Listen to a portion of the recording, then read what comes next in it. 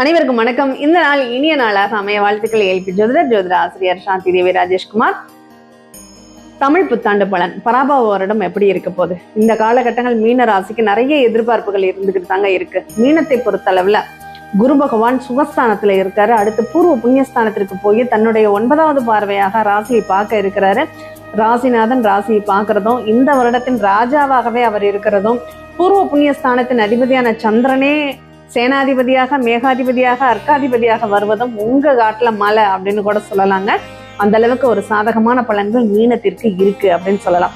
அதே சமயம் சனி பகவான் லக்னத்துல இருக்கிறதுனால இந்த நேரம் தவறாமையே நீங்க கண்டிப்பா கடைபிடிச்சே ஆகணும். எந்த ஒரு இடத்துக்கு போனாலும் ரொம்ப டிலே பண்ணி போறது, அதற்கு உங்க கூட இருக்கிறவங்களும் அதுக்கு தகுந்த மாதிரி தான் இருப்பாங்க.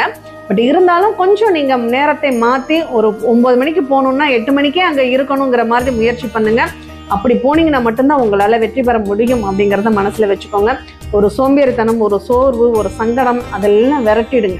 அதெல்லாம் உங்களுக்கு இருக்கக்கூடாது. இந்த நேரத்துல நிறைய ஓடினா மட்டும்தான் உங்களால ஜெயிக்க முடியும் அப்படிங்கிறத ஒரு கான்பிடென்டோட இருங்க. தொழில் சார்ந்த நிகழ்வுகள் நல்லா இருக்கு. இஷ்ட தெய்வத்தினுடைய அனுகிரகம் கிடைப்பதற்கான வாய்ப்புகள் உண்டு.